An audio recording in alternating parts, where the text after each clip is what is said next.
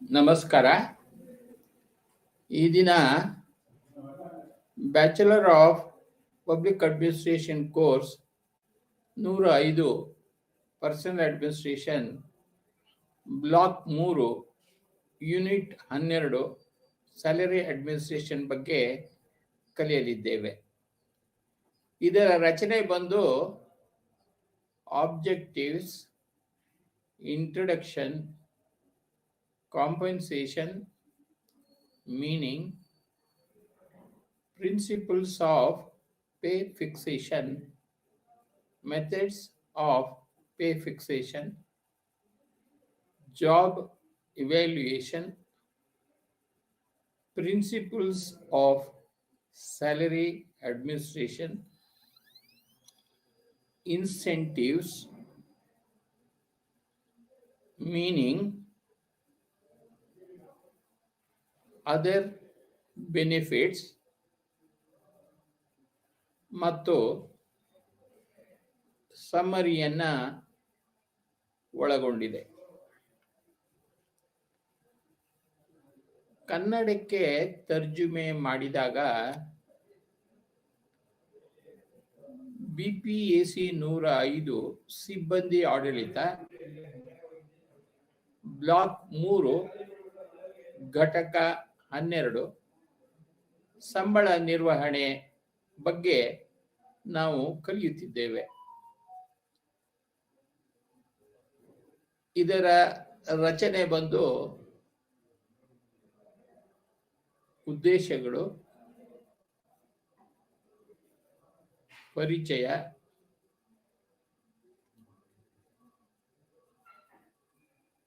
ವೇತನ ಪರಿಹಾರ ಅದರ ಅರ್ಥ,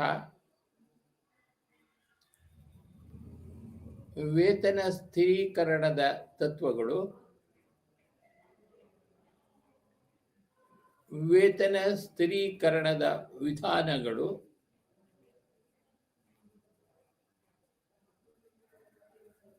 ಉದ್ಯೋಗ ಮೌಲ್ಯಮಾಪನ, ಸಂಬಳದ ಆಡಳಿತದ ತತ್ವಗಳು,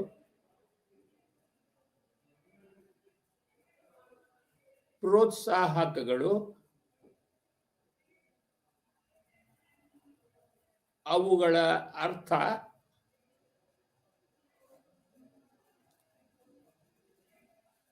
ಇತರ ಪ್ರಯೋಜನಗಳು ಹಾಗೂ ಸಾರಾಂಶವನ್ನು ಕಲಿಯಲಿದ್ದೇವೆ.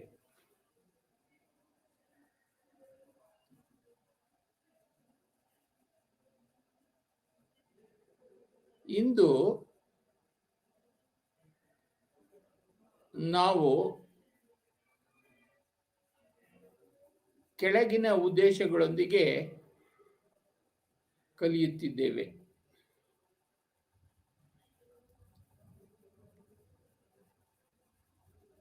ವೇತನ ಸ್ಥಿರೀಕರಣದ ತತ್ವಗಳು ಮತ್ತು ವಿಧಾನಗಳು,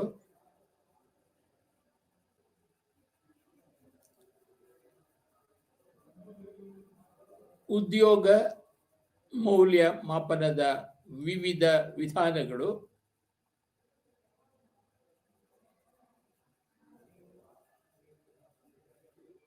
ವೇತನ ನಿರ್ವಹಣೆಯ ತತ್ವಗಳು, ಮುಖ್ಯಾಂಶಗಳು ಮತ್ತು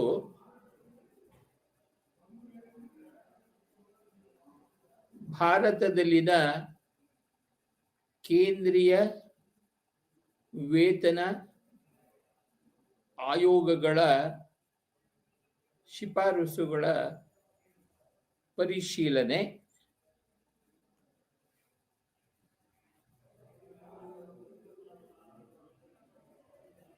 ಬಗ್ಗೆ ನಾವು ಕಲಿಯಲಿದ್ದೇವೆ.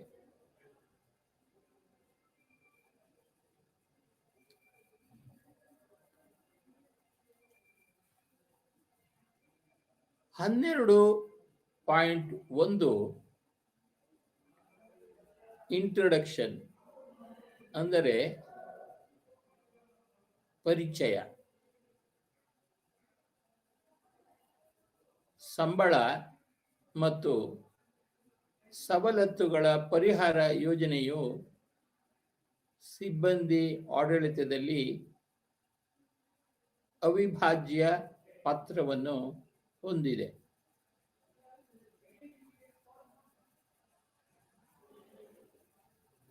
ಮತ್ತು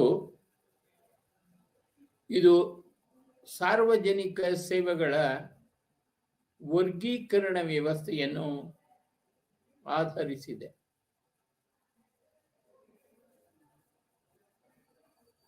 ಪ್ರತಿ ಉದ್ಯೋಗಿಗೆ ವೇತನ ಅಥವಾ ಪರಿಹಾರದ ಪ್ರಾಮುಖ್ಯತೆ ಬಹಳ ದೊಡ್ಡದಾಗಿದೆ.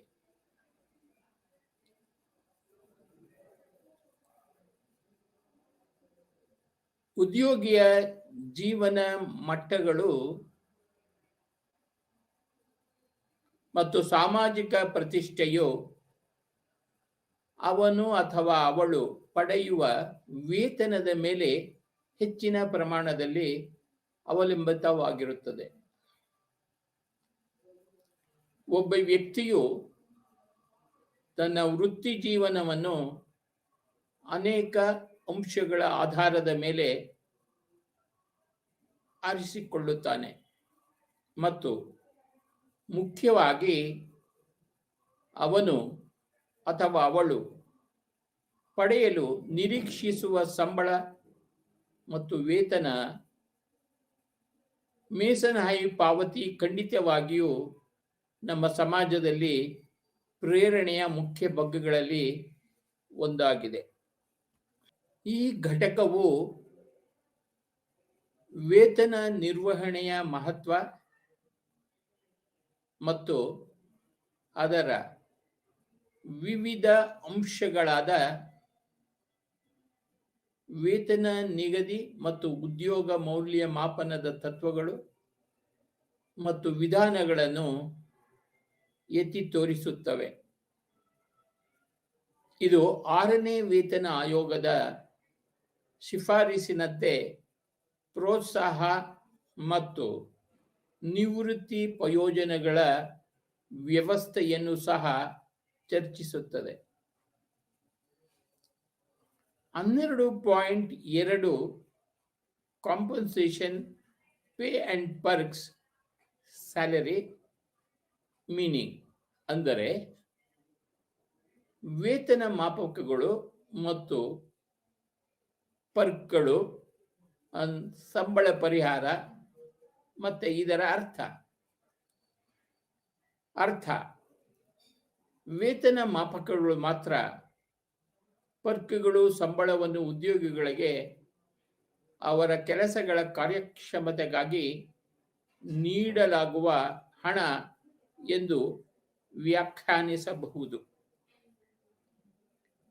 ವೇತನ ಮಾಪಕಗಳು ಮತ್ತು ಪರ್ಕ್ಗಳು ಅಂದರೆ ಸಂಬಳ ಪರಿಹಾರ, ಅವುಗಳೆಂದರೆ ಹಣವನ್ನು ಸೂಚಿಸುವ ನೇರ ಪರಿಹಾರ ಅಂದರೆ ಒಟ್ಟು ವೇತನ ಮತ್ತು ಭವಿಷ್ಯ ನಿಧಿ, ನಿವೃತ್ತಿ ಪ್ರಯೋಜನಗಳು, ಅಪಘಾತ ಮತ್ತು ಆರೋಗ್ಯ ವಿಮೆ ಇತ್ಯಾದಿಗಳ ರೂಪದಲ್ಲಿ ಸಾಮಾಜಿಕ ಭದ್ರತಾ ಪ್ರಯೋಜನಗಳಂತಹ ಉದ್ಯೋಗದಾತರು ಉದ್ಯೋಗಿಗಳ ಕಲ್ಯಾಣಕ್ಕಾಗಿ ಏನು ಪಾವತಿಸುತ್ತಾರೆ ಎಂಬುದನ್ನು ಉಲ್ಲೇಖಿಸುವ ಪರೋಕ್ಷ ಪರಿಹಾರ ಅಲ್ಲದೆ ಇದು ಹಣವನ್ನು ಹೊರತುಪಡಿಸಿ ಪ್ರಯೋಜನಗಳು ಮತ್ತು ಸೇವೆಗಳನ್ನು ಒಳಗೊಂಡಿರುತ್ತದೆ. ಪರಿಹಾರದ 2 ವರ್ಗಗಳಿವೆ.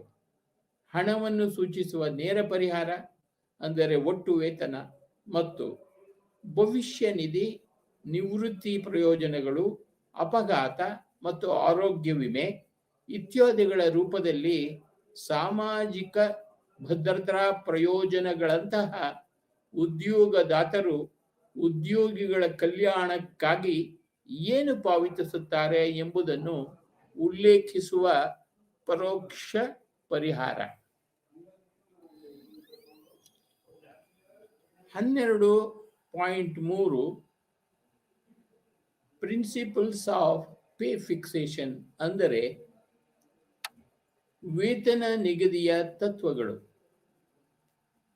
ಏಕರೂಪತೆ ಮತ್ತು ಸ್ಥಿರತೆಯನ್ನು ಖಚಿತಪಡಿಸಿಕೊಳ್ಳಲು ಸಂಬಳದ ಆಡಳಿತಕ್ಕೆ ಸಂಬಂಧಿಸಿದ ನೀತಿಗಳನ್ನು ಸ್ಪಷ್ಟವಾಗಿ ವ್ಯಕ್ತಪಡಿಸಬೇಕಾಗುತ್ತದೆ. ಮೇಲಾಗಿ ಸಂಬಳದ ನೀತಿಗಳನ್ನು ನಿಯತಕಾಲಿಕವಾಗಿ ಮೌಲ್ಯಮಾಪನ ಮಾಡುತ್ತಿರಬೇಕಾಗುತ್ತದೆ. ಇದರಿಂದಾಗಿ ಪ್ರಸ್ತುತ ಅಗತ್ಯಗಳಿಗೆ ಅವುಗಳ ಸಮರ್ಪಕತೆಯನ್ನು ಖಚಿತಪಡಿಸಿಕೊಳ್ಳಲಾಗುತ್ತದೆ. ಸಾರ್ವಜನಿಕ ಉದ್ಯೋಗಿಗಳ ವೇತನ ಶ್ರೇಣಿಗಳನ್ನು ಈ ಕೆಳಗಿನ ತತ್ವಗಳಿಗೆ ಅನುಗುಣವಾಗಿ ನಿಗದಿಪಡಿಸಲಾಗಿದೆ. ಮೊದಲನೆಯದು economic position of the country ಅಂದರೆ ದೇಶದ ಆರ್ಥಿಕ ಸ್ಥಿತಿ. ಸಾರ್ವಜನಿಕ ಸೇವೆಗಳ ವೇತನ ಮಾಪಕಗಳು ದೇಶದ ತಲಾ ಆದಾಯ ಮತ್ತು ಆರ್ಥಿಕ ಸ್ಥಿತಿಗೆ ಸಂಬಂಧಿಸಿವೆ.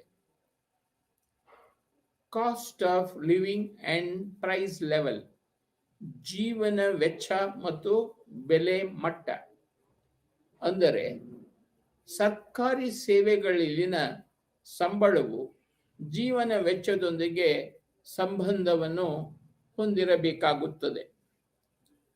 ಆದ್ದರಿಂದ ಜೀವನ ವೆಚ್ಚದಲ್ಲಿ ಪ್ರಮುಖ ಬದಲಾವಣೆಗಳೊಂದಿಗೆ ವೇತನ ದರಗಳ ಪರಿಷ್ಕರಣೆ ಮತ್ತು ಹೊಂದಾಣಿಕೆಗೆ ನಿಬಂಧನೆಗಳು ಇರಬೇಕಾಗುತ್ತದೆ. ಸಂಕ್ಷಿಪ್ತವಾಗಿ ಹೇಳುವುದಾದರೆ ಸಾರ್ವಜನಿಕ ಸೇವೆಗಳಲ್ಲಿನ ವೇತನ ಮಾಪಕಗಳು ನ್ಯಾಯಯುತ ಮತ್ತು ಸಮರ್ಪಕವಾಗಿರಬೇಕಾಗುತ್ತದೆ. ಸಾರ್ವಜನಿಕ ಸೇವೆಯಲ್ಲಿ ಅಸಮರ್ಪಕ ಸಂಬಳ ವೆಚ್ಚವಾಗಿದೆ ಮತ್ತು ಆರ್ಥಿಕತೆ ಇಲ್ಲ. ಅಲ್ಲದೆ ಜೀವನ ವೆಚ್ಚವು ಒಂದೇ ದೇಶದಲ್ಲಿ ಪ್ರದೇಶದಿಂದ ಪ್ರದೇಶಕ್ಕೆ ಬದಲಾಗುತ್ತಿರುತ್ತದೆ. ಆದ್ದರಿಂದ ಉದ್ಯೋಗಿಗಳಿಗೆ ಪರಿಹಾರ ನೀಡುವಲ್ಲಿ ಪ್ರಾದೇಶಿಕ ಮತ್ತು ಸ್ಥಳೀಯ ವ್ಯತ್ಯಾಸಗಳನ್ನು ಮನಸ್ಸಿನಲ್ಲಿ ಇಟ್ಟುಕೊಳ್ಳಬೇಕಾಗುತ್ತದೆ. ಸರ್ಕಾರಿ ನೌಕರರ ಸಂಭಾವನೆಯ ದರಗಳ ನಿರ್ಣಯಕ್ಕೆ ಸಂಬಂಧಿಸಿದ ಅಂಶಗಳಲ್ಲಿ ಗ್ರಾಹಕ ಬೆಲೆಗಳ ಮಟ್ಟವೂ ಸೇರಿದೆ. ಸ್ಟೇಟ್ ಆಸ್ ಮಾಡೆಲ್ ಎಂಪ್ಲಾಯರ್ ಮಾದರಿ ಉದ್ಯೋಗದಾತರಾಗಿ ರಾಜ್ಯ ಇರಬೇಕಾಗುತ್ತದೆ. ಸಂಬಳದ ಕನಿಷ್ಠ ವೇತನವನ್ನು ಆರ್ಥಿಕ ಪರಿಗಣನೆಯ ಮೇಲೆ ಮಾತ್ರ ನಿರ್ಧರಿಸಬಾರದು. ಆದರೆ ಸಾಮಾಜಿಕ ಪರೀಕ್ಷೆಗಳನ್ನು ಸಹ ಪೂರೈಸಬೇಕು. ಕನಿಷ್ಠ ಮಟ್ಟಕ್ಕಿಂತ ಮೇಲ್ಪಟ್ಟು ಸರ್ಕಾರವು ತಮ್ಮ ಉದ್ಯೋಗಿಗಳಿಗೆ ನ್ಯಾಯಯುತವಾಗಿ ಸಂಭಾವನೆ ನೀಡಬೇಕಾಗುತ್ತದೆ. ಸಂಬಳದ ಸ್ಥಿರೀಕರಣದ ತತ್ವವು ಹೊರಗೆ ಅಸ್ತಿತ್ವದಲ್ಲಿರುವ ಸಂಭಾವನೆಯನ್ನು ಸಹ ಗಣನೆಗೆ ತೆಗೆದುಕೊಳ್ಳಬೇಕಾಗುತ್ತದೆ. ಸಾರ್ವಜನಿಕ ಸೇವೆಯ ದಕ್ಷತೆಯ ಬೇಡಿಕೆಗಳಷ್ಟು ಒಮ್ಮೆ ಪೂರೈಸಿದ ನಂತರ ಸಾಮಾಜಿಕ ಪರಿಗಣನೆಗಳು ಅತ್ಯಂತ ನಡುವಿನ ಅಸಮಾನತೆಯ ಮಿತಿಯನ್ನು ಬಯಸುತ್ತದೆ ಮತ್ತು ಕಡಿಮೆ ಸಂಬಳ ಮತ್ತು ಸಾಧ್ಯವಾದಷ್ಟು ಅವುಗಳ ಕಡಿತ ಸಾಮಾಜಿಕ ಮತ್ತು ಆರ್ಥಿಕ ಪರಿಗಣನೆಗಳ ಸಂಯೋಜನೆಯ ಮೇಲೆ ಕನಿಷ್ಠ ಮತ್ತು ಗರಿಷ್ಠ ಸಂಬಳವನ್ನು ನಿರ್ಧರಿಸಲಾಗುತ್ತದೆ. ಉತ್ತಮ ಮತ್ತು ಸಮಾನ ಆಂತರಿಕ ಸಂಬಂಧಿಗಳು ಸರ್ಕಾರಿ ನೌಕರರ ಮಧ್ಯಂತರ ಸಂಬಳ ಮತ್ತು ವೇತನಗಳ ನಿರ್ಣಯದಲ್ಲಿ ಅನುಸರಿಸಬೇಕಾದ ಅತ್ಯಂತ ಪ್ರಮುಖವಾದ ಏಕೈಕ ತತ್ವವಾಗಿದೆ. Equal pay for equal work ಸಮಾನ ಕೆಲಸಕ್ಕೆ ಸಮಾನ ವೇತನ. ವೇತನ ಶ್ರೇಣಿಗಳ ನಿರ್ಣಯದಲ್ಲಿ ಸಮಾನ ಕೆಲಸಕ್ಕೆ ಸಮಾನ ವೇತನವು ಪ್ರಮುಖ ಅಂಶವಾಗಿದೆ. ಒಲವಿನ ಆಧಾರದ ಮೇಲೆ ವೇತನ ಶ್ರೇಣಿಗಳಲ್ಲಿ ವೈಯಕ್ತಿಕ ವ್ಯತ್ಯಾಸಗಳು ಇರಬಾರದು. ಉದ್ಯೋಗ ಅಥವಾ ಹುದ್ದೆಗೆ ಸಂಭಾವನೆ ಪಾವತಿ ಇರಬೇಕೇ ಹೊರತು ವ್ಯಕ್ತಿಗೆ ಅಲ್ಲ. ಪ್ರಿವೇಲಿಂಗ್ ಮಾರ್ಕೆಟ್ ರೇಟ್, ಚಾಲ್ತಿಯಲ್ಲಿರುವ ಮಾರುಕಟ್ಟೆ ದರ. ಆರಂಭದಲ್ಲಿ ವಸ್ತು ರೂಪದಲ್ಲಿ ಪಾವತಿಸುವ ವ್ಯವಸ್ಥೆ ಚಾಲ್ತಿಯಲ್ಲಿತ್ತು. ನಂತರ ಸಾಂಪ್ರದಾಯಿಕ ಕಾರ್ಮಿಕ ಮಾರುಕಟ್ಟೆ ಪೂರೈಕೆ ವ್ಯವಸ್ಥೆಯು ಬಂದಿತು. ಮಾರುಕಟ್ಟೆ ಸ್ಥಳದಲ್ಲಿ ಕಾರ್ಮಿಕರ ಬೇಡಿಕೆ ಮತ್ತು ಪೂರೈಕೆಯ ಸ್ವಾಯತ್ತ ಶಕ್ತಿಗಳು ಉದ್ಯೋಗದಾತರು ಸರ್ಕಾರಿ ನೌಕರರಿಗೆ ಯಾವ ಸಂಬಳವನ್ನು ಪಾವತಿಸುತ್ತಾರೆ ಎಂಬುದನ್ನು ನಿರ್ಧರಿಸಿದರು. ಕಾರ್ಮಿಕ ಮಾರುಕಟ್ಟೆಯ ಪರಿಸ್ಥಿತಿಗಳು ಮತ್ತು ಮಾರುಕಟ್ಟೆಯಲ್ಲಿನ ಸ್ಪರ್ಧಾತ್ಮಕ ಶಕ್ತಿಗಳು ಸಂಬಳದ ಮಟ್ಟವನ್ನು ನಿರ್ಧರಿಸುತ್ತವೆ. ಅದರ ನಂತರ ನಾವು ಸಾಂಸ್ಥಿಕ ಕಾರ್ಮಿಕ ಮಾರುಕಟ್ಟೆ ಪೂರೈಕೆಯನ್ನು ನೋಡಲಿದ್ದೇವೆ. ಅಲ್ಲಿ ಕಾರ್ಮಿಕರು ತಮ್ಮ ಆರ್ಥಿಕ ಹಿತಾಸಕ್ತಿಗಳನ್ನು ರಕ್ಷಿಸುವ ದೃಷ್ಟಿಯಿಂದ ಕಾರ್ಮಿಕ ಸಂಘಗಳ ರೂಪದಲ್ಲಿ ಸಂಘಟಿತರಾಗುತ್ತಾರೆ. ಮೇಲಿನವುಗಳಲ್ಲದೆ ಸಂಬಳದ ಆಡಳಿತದ ತ್ರಿಪಕ್ಷೀಯ ವ್ಯವಸ್ಥೆಯೂ ಸಹ ಚಾಲ್ತಿಯಲ್ಲಿದೆ. ಪಾಲಿಸಿ ಆಫ್ ಗವರ್ನಮೆಂಟ್ ಅಂದರೆ ಸರ್ಕಾರದ ನೀತಿ. ಕಾರ್ಯಗಳನ್ನು ನಿರ್ವಹಿಸಲು ಸಮರ್ಥ ಉದ್ಯೋಗಿಗಳನ್ನು ಆಕರ್ಷಿಸುವುದು, ಉತ್ತೇಜಿಸುವುದು, ಉಳಿಸಿಕೊಳ್ಳುವುದು ಮತ್ತು ಪ್ರೇರೇಪಿಸುವುದು ಸರ್ಕಾರಿ ನೌಕರರ ವೇತನವನ್ನು ನಿಗದಿಪಡಿಸುವ ಪ್ರಮುಖ ತತ್ವಗಳಲ್ಲಿ ಇದು ಒಂದು. ಒಟ್ಟಾರೆಯಾಗಿ ಸರ್ಕಾರದ ರಾಜಕೀಯ ಬಣ್ಣ, ಅದು ಪ್ರತಿಪಾದಿಸಿದ ಮತ್ತು ಅಭ್ಯಾಸ ಮಾಡುವ ಸಿದ್ಧಾಂತಗಳು ಮತ್ತು ಅದು ಎದುರಿಸುತ್ತಿರುವ ವಿರೋಧದ ಮಟ್ಟವು ವಿವಿಧ ವೇತನ ಶ್ರೇಣಿಗಳನ್ನು ನಿಗದಿಪಡಿಸುವಲ್ಲಿ ಸರ್ಕಾರದ ನೀತಿಯನ್ನು ನಿರ್ಧರಿಸುತ್ತದೆ. ಸಂಬಳದ ಆಡಳಿತದ ಹಿಂದಿನ ಪ್ರೇರಕ ಶಕ್ತಿಯು ತಮ್ಮ ಕಾರ್ಯಗಳನ್ನು ನಿರ್ವಹಿಸಲು ಸಮರ್ಥ ಉದ್ಯೋಗಗಳನ್ನು ಆಕರ್ಷಿಸುವುದು, ಉತ್ತೇಜಿಸುವುದು, ಉಳಿಸಿಕೊಳ್ಳುವುದು ಮತ್ತು ಪ್ರೇರೇಪಿಸಿರುವುದು ಒಂದು ಸಾಮಾನ್ಯ ನಡವಳಿಕೆಯಾಗಿರುತ್ತದೆ. ಸರ್ಕಾರಿ ನೌಕರರ ವೇತನವನ್ನು ನಿಗದಿಪಡಿಸುವ ಪ್ರಮುಖ ತತ್ವಗಳಲ್ಲಿ ಇದು ಒಂದು.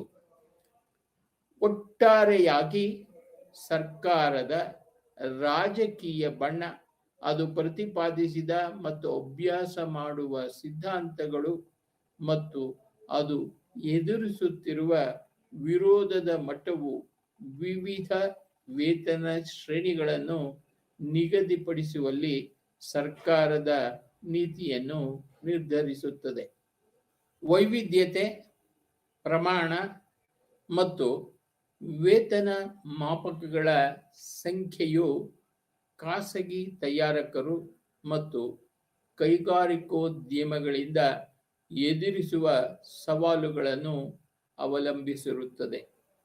ಹೆಚ್ಚುವರಿಯಾಗಿ ಸಂಬಳ ಪಾವತಿಗಳು ಸ್ವಯಂ ವಾಸ್ತವೀಕರಣದ ಅಗತ್ಯವನ್ನು ಒಳಗೊಂಡಂತೆ ವಿವಿಧ ರೀತಿಯ ಮಾನವ ಅಗತ್ಯಗಳನ್ನು ಪೂರೈಸಬೇಕಾಗುತ್ತದೆ.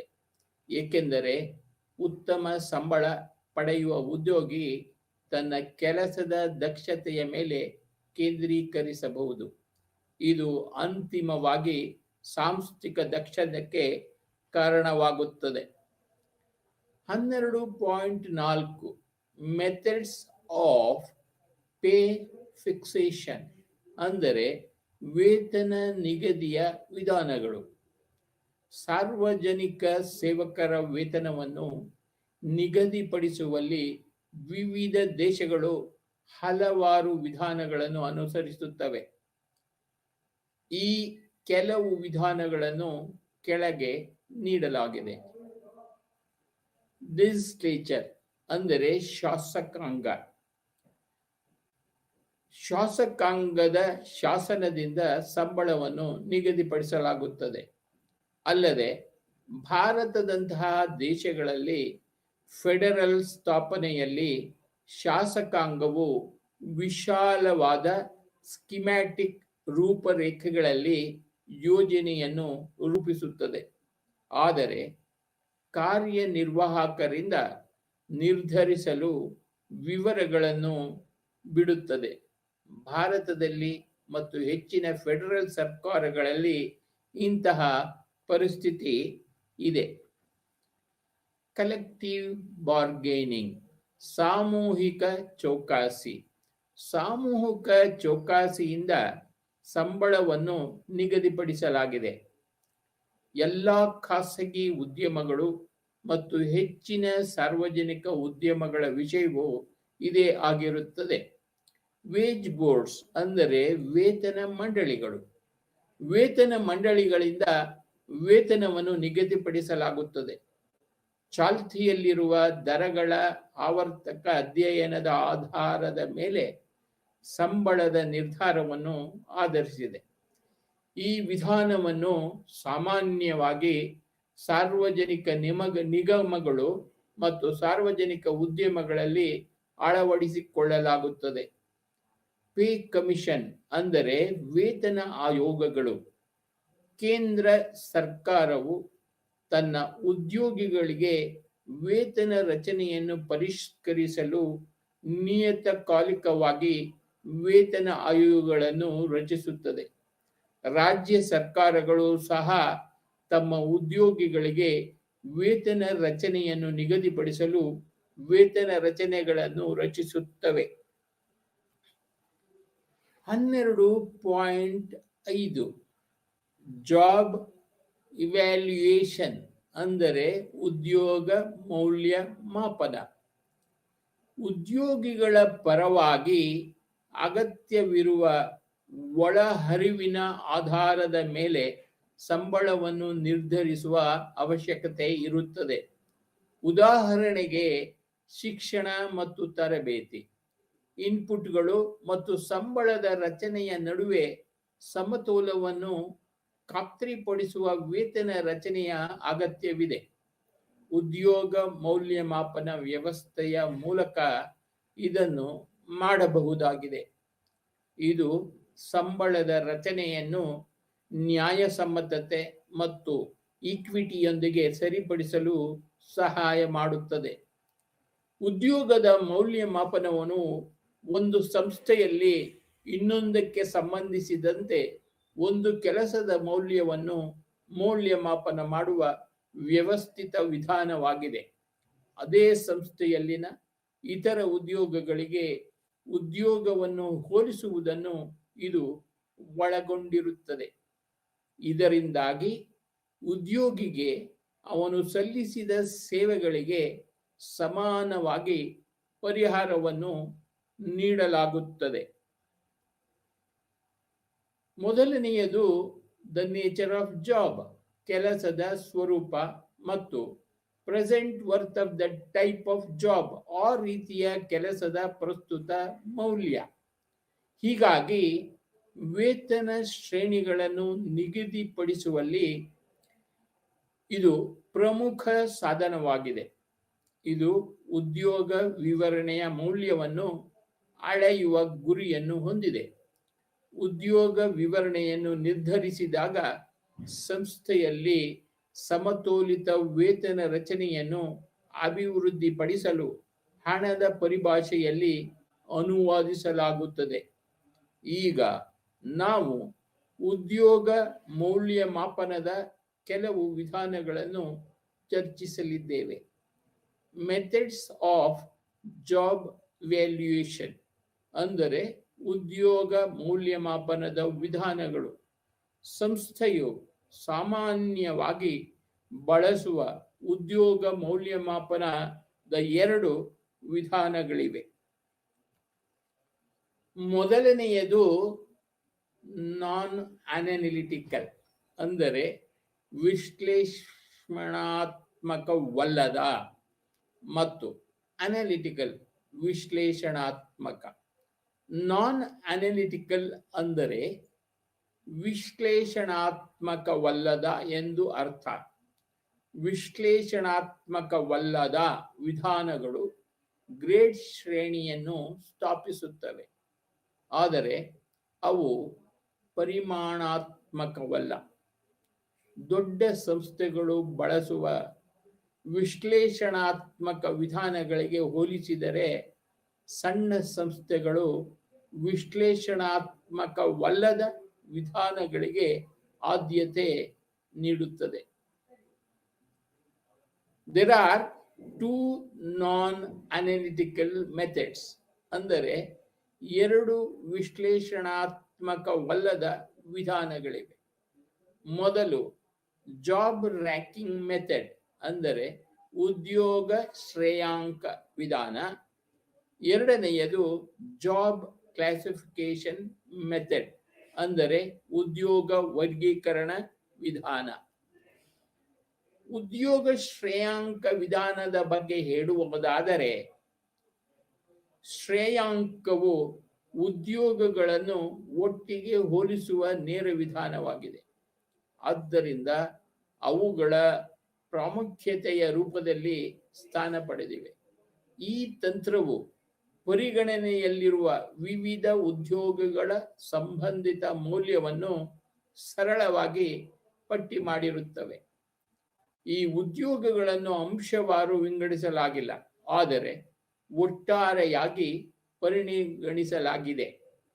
ಒಂದು ಸಮಯದಲ್ಲಿ ಹೆಚ್ಚಿನ ಸಂಖ್ಯೆಯ ಉದ್ಯೋಗಗಳನ್ನು ಶ್ರೇಣೀಕರಿಸುವಲ್ಲಿನ ತೊಂದರೆಗಳಿಗೆ ಕಾರಣ ಶ್ರೇಯಾಂಕದ ಜೋಡಿ ಹೋಲಿಕೆ ತಂತ್ರವನ್ನು ಕೆಲವೊಮ್ಮೆ ಬಳಸಲಾಗುತ್ತದೆ.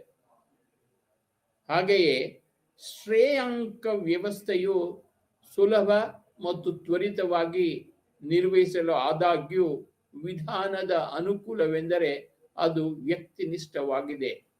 ಅಂದರೆ ಉದ್ಯೋಗಗಳಿಗೆ ಯಾವುದೇ ಗಜಕಡ್ಡಿಗಳು ಇಲ್ಲದಿರುವುದರಿಂದ, ಯಾರ್ಡ್ ಸ್ಟಿಕ್, ಗಜಕಡ್ಡಿ ಎಂದರೆ ಯಾರ್ಡ್ ಸ್ಟಿಕ್ ಇಲ್ಲದಿರುವುದರಿಂದ ಮತ್ತು ಶ್ರೇಯಾಂಕವನ್ನು ಮಾಡುವವರ ಆಧಾರವಾಗಿರುವ ಊಹೆಯನ್ನು ನಿಸ್ಸಂಶಯವಾಗಿ ಪರಿಶೀಲಿಸಲಾಗುವುದಿಲ್ಲ.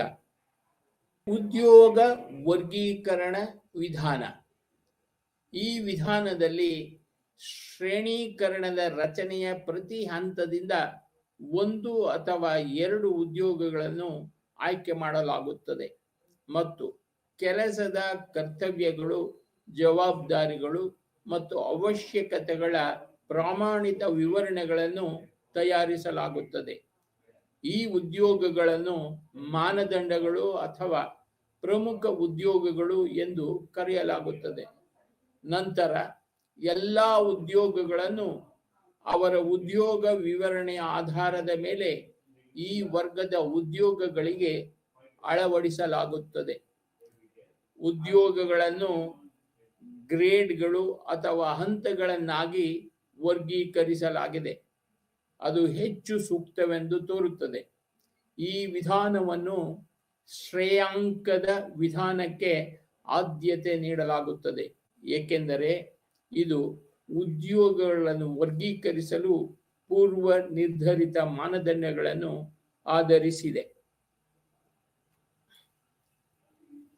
ಅನಾಲಿಟಿಕಲ್, ವಿಶ್ಲೇಷಣಾತ್ಮಕ. ವಿಶ್ಲೇಷಣಾತ್ಮಕ ವಿಧಾನಗಳು ಪರಿಮಾಣಾತ್ಮಕವಾಗಿವೆ. ಆದ್ದರಿಂದ ಅವುಗಳನ್ನು ಸಂಖ್ಯಾತ್ಮಕ ರೂಪದಲ್ಲಿ ವ್ಯಕ್ತಪಡಿಸಬಹುದು. ಉದ್ಯೋಗದ ವಿವಿಧ ಅಂಶಗಳನ್ನು ಪರಿಗಣಿಸಲಾಗುತ್ತದೆ ಮತ್ತು ಅವರ ಮೌಲ್ಯಕ್ಕೆ ಅನುಗುಣವಾಗಿ ಅವರಿಗೆ ಅಂಶಗಳನ್ನು ನಿಗದಿಪಡಿಸಲಾಗುತ್ತದೆ. There are two analytical methods of job evaluation. ಅಂದರೆ ಉದ್ಯೋಗ ಮೌಲ್ಯ ಮಾಪನಕ್ಕೆ ಎರಡು ವಿಶ್ಲೇಷಣಾತ್ಮಕ ವಿಧಾನಗಳಿವೆ. ಮೊದಲನೆಯದು ವೇಟೆಡ್ ಪಾಯಿಂಟ್ ಅಸೆಸ್ಮೆಂಟ್, ಅಂದರೆ ತೂಕದ point assessment. Factor comparison method, ಅಂದರೆ ಫ್ಯಾಕ್ಟರ್ ಹೋಲಿಕೆ ವಿಧಾನ ಎಂದರ್ಥ. ವೇಟೆಡ್ ಪಾಯಿಂಟ್ ಅಸೆಸ್ಮೆಂಟ್ ಅಂದರೆ ಕೆಲಸದ ಮೌಲ್ಯಮಾಪನದ ಪಾಯಿಂಟ್ ವಿಧಾನವು ಕೌಶಲ್ಯ, ಪ್ರಯತ್ನ, ಜವಾಬ್ದಾರಿ ಮತ್ತು ಕೆಲಸದ ಪರಿಸ್ಥಿತಿಗಳಂತಹ ಹಲವಾರು ಅಂಶಗಳನ್ನು ವಿಶ್ಲೇಷಿಸುತ್ತದೆ. ಅದು ಮೌಲ್ಯಮಾಪನಗೊಳ್ಳುವ ಕೆಲಸಕ್ಕೆ ಸಾಮಾನ್ಯವಾಗಿದೆ ಮತ್ತು ನಂತರ ಪ್ರತಿ ಅಂಶದ ಪ್ರಮಾಣದಲ್ಲಿ ಪ್ರತಿ ಕೆಲಸವನ್ನು ರೇಟ್ ಮಾಡುತ್ತದೆ. ಫ್ಯಾಕ್ಟರ್ ಹೋಲಿಕೆ ವಿಧಾನವೆಂದರೆ ಅಂಶದ ಹೋಲಿಕೆ ವಿಧಾನವು ಪಾಯಿಂಟ್ ವಿಧಾನಕ್ಕಿಂತ ಹೆಚ್ಚು ಜಟಿಲವಾಗಿದೆ. ಕೆಲವು ಅಗತ್ಯ ವೈಶಿಷ್ಟ್ಯಗಳೆಂದರೆ ಕೆಲಸದ ಅಂಶಗಳು ಅಥವಾ ಗುಣಲಕ್ಷಣಗಳನ್ನು ಆಯ್ಕೆ ಮಾಡಬೇಕಾಗುತ್ತದೆ. ಪ್ರತಿ ಕೆಲಸದ ಅಂಶಕ್ಕೆ ಸ್ಕೇಲ್ ಅನ್ನು ನಿರ್ಮಿಸಬೇಕಾಗುತ್ತದೆ. ಅಂಶಗಳ ಪರಿಭಾಷೆಯಲ್ಲಿ ಎಲ್ಲಾ ಉದ್ಯೋಗಗಳನ್ನು ಅಳೆಯುತ್ತದೆ ಮತ್ತು ಶ್ರೇಣೀಕರಿಸುತ್ತದೆ. ಮೇಲೆ ಚರ್ಚಿಸಿದ ವಿಧಾನಗಳ ಕೆಲವು ಮಿತಿಗಳನ್ನು ಹೊಂದಿದೆ ಮತ್ತು ಫೂಲ್ ಪ್ರೂಫ್ ಅಲ್ಲ. ಕೆಲಸಕ್ಕಾಗಿ ಮೂಲ ಪರಿಹಾರವನ್ನು ಸ್ಥಾಪಿಸುವುದು ಅತ್ಯಂತ ಕಷ್ಟಕರವಾದ ಕೆಲಸವಾಗಿದೆ. ನಾವು ಪರಿಹಾರದ ವ್ಯವಸ್ಥಿತ ವಿಧಾನವನ್ನು ಅಳವಡಿಸಿಕೊಳ್ಳಬೇಕಾಗುತ್ತದೆ. ಅದು ಈಕ್ವಿಟಿ ಮತ್ತು ತೃಪ್ತಿಯನ್ನು ಉತ್ತೇಜಿಸುತ್ತದೆ. ಈಗ 12.6 ಪ್ರಿನ್ಸಿಪಲ್ಸ್ ಆಫ್ ಸ್ಯಾಲರಿ ಅಡ್ಮಿನಿಸ್ಟ್ರೇಷನ್, ಸಂಬಳದ ಆಡಳಿತದ ತತ್ವಗಳ ಬಗೆಗೆ ಮಾತನಾಡಲಿದ್ದೇವೆ. ಉತ್ತಮ ವೇತನ ಮತ್ತು ವಿತ್ತನ ಆಡಳಿತ ವ್ಯವಸ್ಥೆಯು ಕೆಲವು ಮೂಲಭೂತ ತತ್ವಗಳನ್ನು ಅನುಸರಿಸಬೇಕಾಗುತ್ತದೆ. ಸಾಮಾನ್ಯವಾಗಿ ಸಂಬಳ ಆಡಳಿತದ ಉದ್ದೇಶಗಳು ಮತ್ತು ತತ್ವಗಳಿಗಿಂತ ತಂತ್ರಗಳು ಮತ್ತು ಪ್ರಕ್ರಿಯೆಗಳ ಮೇಲೆ ಹೆಚ್ಚು ಒತ್ತು ನೀಡಲಾಗುತ್ತದೆ. ಸಮರ್ಥ ವೇತನ ಆಡಳಿತವನ್ನು ಖಚಿತಪಡಿಸಿಕೊಳ್ಳಲು ಬಲವಾದ ತತ್ವಗಳು ಇರಬೇಕು. ಉದ್ಯೋಗ ಮೌಲ್ಯಮಾಪನ ಅಥವಾ ರೇಟಿಂಗ್ ಯೋಜನೆ ಮತ್ತು ಸಂಬಳದ ಯೋಜನೆಯು ಪ್ರತ್ಯೇಕವಾಗಿರಬೇಕಾಗುತ್ತದೆ ಮತ್ತು ವಿಭಿನ್ನವಾಗಿರಬೇಕಾಗುತ್ತೆ ಮತ್ತು ಎಲ್ಲರೂ ಅರ್ಥ ಮಾಡಿಕೊಳ್ಳಬೇಕಾಗುತ್ತದೆ. ಕೆಲಸದ ಮೌಲ್ಯಮಾಪನ ಮತ್ತು ಪರಿಹಾರ ಯೋಜನೆಗಳೆರಡೂ ಸಾಕಷ್ಟು ಹೊಂದಿಕೊಳ್ಳುವಂತಿರಬೇಕು. ಉದ್ಯೋಗ ಮೌಲ್ಯಮಾಪನ ಅಥವಾ ರೇಟಿಂಗ್ ವೈಜ್ಞಾನಿಕವಾಗಿ ಉತ್ತಮವಾಗಿರಬೇಕಾಗುತ್ತದೆ ಮತ್ತು ಸುಲಭವಾಗಿ ಗ್ರಹಿಸಬಹುದಾಗಿದೆ. ಕಾರ್ಯವಿಧಾನದ ವಸ್ತುನಿಷ್ಠತೆ ಮತ್ತು ನಿಷ್ಪಕ್ಷಪಾತವನ್ನು ಪ್ರಶಂಸಿಸಲು ಉದ್ಯೋಗದ ರೇಟಿಂಗ್ ಮತ್ತು ಪರಿಹಾರ ಯೋಜನೆಗಳನ್ನು ನೌಕರರು ಅರ್ಥ ಮಾಡಿಕೊಳ್ಳಬೇಕಾಗುತ್ತದೆ ಮತ್ತು ಸ್ವೀಕರಿಸಬೇಕಾಗುತ್ತದೆ. ವೇತನ ನಿರ್ವಹಣಾ ಯೋಜನೆಯು ಉದ್ಯೋಗದಾತರ ಆಸಕ್ತಿಗಳು ಮತ್ತು ತೃಪ್ತಿಯನ್ನು ಸಹ ಪೂರೈಸಬೇಕಾಗುತ್ತದೆ. ಯೋಜನೆಯು ಎಲ್ಲ ಸಮಯದಲ್ಲೂ ನಿರ್ವಹಣಾ ನೀತಿಗಳು ಮತ್ತು ಕಾರ್ಯಕ್ರಮಗಳೊಂದಿಗೆ ಸ್ಥಿರವಾಗಿರಬೇಕಾಗುತ್ತದೆ. ಯೋಜನೆಯ ಆಡಳಿತದಲ್ಲಿ ಸ್ಥಳೀಯ ವೇತನ ಸಮೀಕ್ಷೆಗಳನ್ನು ನಡೆಸುವಲ್ಲಿ ಮತ್ತು ಹೊಸ ಹುದ್ದೆಗಳ ಮೂಲ ರೇಟಿಂಗ್ನಲ್ಲಿ ಉದ್ಯೋಗಿಗಳು ಪ್ರಾತಿನಿಧ್ಯ ಇರಬೇಕಾಗುತ್ತದೆ. ಯೋಜನೆಯ ಸಾರ್ವಜನಿಕರಿಗೆ ಸ್ವೀಕಾರಾರ್ಹವಾಗಿರಬೇಕಾಗುತ್ತದೆ ಮತ್ತು ಸಾರ್ವಜನಿಕ ಹಿತಾಸಕ್ತಿಯಲ್ಲಿರಬೇಕಾಗುತ್ತದೆ. ಅದು ನೇರವಾಗಿ ಅಥವಾ ಪರೋಕ್ಷವಾಗಿ ಉದ್ಯಮದಿಂದ ಪ್ರಭಾವಿತವಾಗಿರುತ್ತದೆ.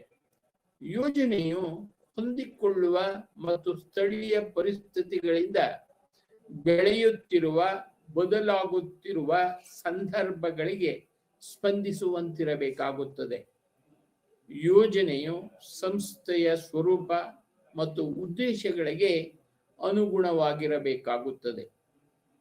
ಯೋಜನೆಯು ಇತರ ಆಡಳಿತಾತ್ಮಕ ಪ್ರಕ್ರಿಯೆಗಳಿಗೆ ಅಡ್ಡಿಯಾಗುವ ಬದಲು ಸರಳಗೊಳಿಸಬೇಕು ಮತ್ತು ವೇಗಗೊಳಿಸಬೇಕಾಗುತ್ತದೆ. ಮತ್ತು ವೇತನ ನಿರ್ವಾಹಕರು ಸಂಸ್ಥೆಯಲ್ಲಿ ಜವಾಬ್ದಾರಿಯುತ ಸ್ಥಾನವನ್ನು ಹೊಂದಿರಬೇಕಾಗುತ್ತದೆ ಮತ್ತು ಅವನ ಅಥವಾ ಅವಳ ಜವಾಬ್ದಾರಿಯು ಸಂಸ್ಥೆಯ ಎಲ್ಲ ಇತರ ವಿಭಾಗಗಳೊಂದಿಗೆ ಸಮನ್ವಯಗೊಳಿಸಬೇಕಾಗುತ್ತದೆ.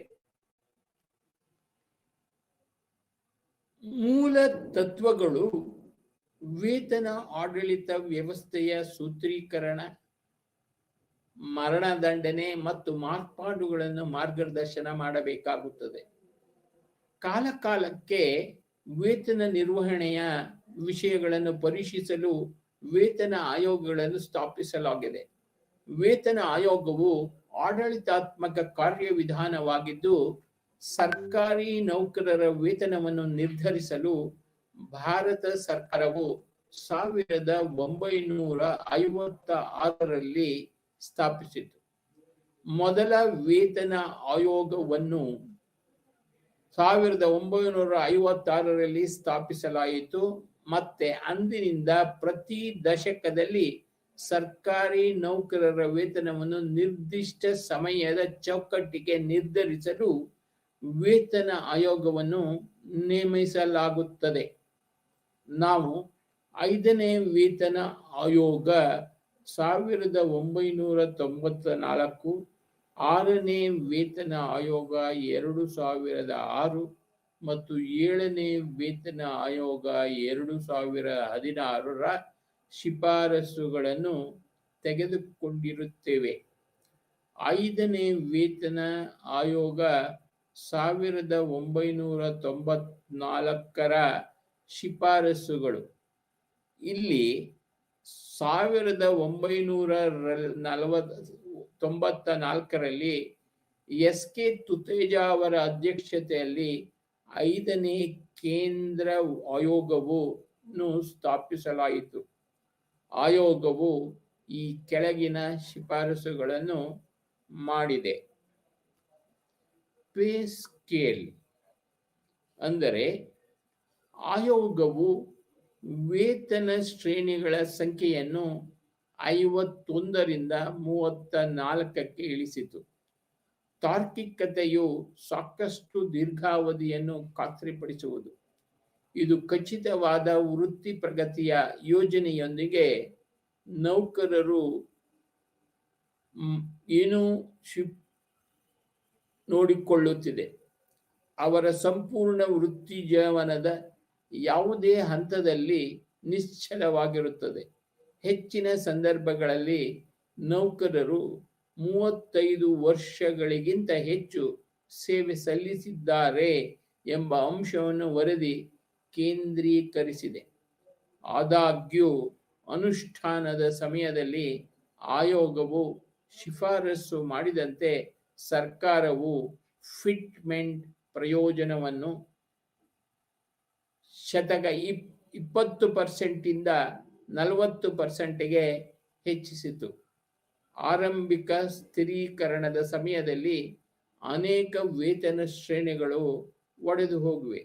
ಅಲ್ಲಿ ಕೆಲವು ಉದ್ಯೋಗಿಗಳ ಪರಿಷ್ಕೃತ ವೇತನ ಶ್ರೇಣಿಯ ಗರಿಷ್ಠಕ್ಕಿಂತ ಹೆಚ್ಚಾಯಿತು ಮತ್ತು ಆದ್ದರಿಂದ ಪರಿಷ್ಕೃತ ವೇತನ ಶ್ರೇಣಿಯ ಗರಿಷ್ಠಕ್ಕೆ ನಿಗದಿಪಡಿಸಬೇಕಾಗಿತ್ತು.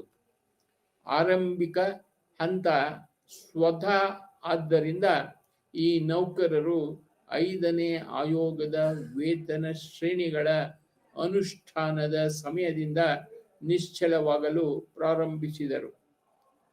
ಅಶ್ಯೂರ್ಡ್ ಕೆರಿಯರ್ ಪ್ರೋಗ್ರೆಷನ್ ಸ್ಕೀಮ್ ಅಂದರೆ ಖಚಿತವಾದ ವೃತ್ತಿ ಪ್ರಗತಿ ಯೋಜನೆ. ಸಾಮಾನ್ಯವಾಗಿ ಕೇಂದ್ರ ಸರ್ಕಾರಿ ನೌಕರರ ಬಡ್ತಿ ಆಕಾಂಕ್ಷೆಗಳನ್ನು ಪೂರೈಸುವ ಬಡ್ತಿ ಯೋಜನೆಯನ್ನು ಸರ್ಕಾರ ರೂಪಿಸಬೇಕು ಎಂದು 5ನೇ ಸಿಪಿಸಿ ಅಭಿಪ್ರಾಯಪಟ್ಟಿದೆ. ಅವರು ಖಚಿತವಾದ ವೃತ್ತಿ ಪ್ರಗತಿ ಯೋಜನೆ ಅನ್ನು ಶಿಫಾರಸು ಮಾಡಿದರು.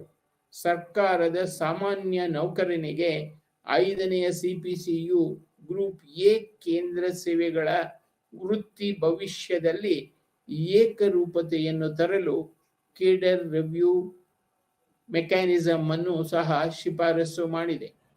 ಡಿಯರ್ನೆಸ್ ಅಲಯನ್ಸ್ ತುಟ್ಟಿ ಭತ್ಯ. 5ನೇ CPCಯು ಮೂಲ ವೇತನದ 50%ಕ್ಕೆ ಸಮಾನವಾದ ತುಟ್ಟಿ ಭತ್ಯೆಯನ್ನು ತುಟ್ಟಿ ಭತ್ಯೆಯಾಗಿ ಪರಿವರ್ತಿಸಬೇಕು ಎಂದು ಶಿಫಾರಸು ಮಾಡಿದೆ. ಗ್ರಾಹಕ ಬೆಲೆ ಸೂಚ್ಯಂಕವು ಮೂಲ ಸೂಚ್ಯಂಕಕ್ಕಿಂತ 50%ರಷ್ಟು ಹೆಚ್ಚಾಗಿದೆ. ತುಟ್ಟಿ ಭತ್ಯೆಯನ್ನು ನಿವೃತ್ತಿ ಪ್ರಯೋಜನಗಳನ್ನು ಒಳಗೊಂಡಂತೆ ಎಲ್ಲ ಉದ್ದೇಶಗಳಿಗಾಗಿ ಮೂಲ ವೇತನವೆಂದು ಪರಿಗಣಿಸಬೇಕು.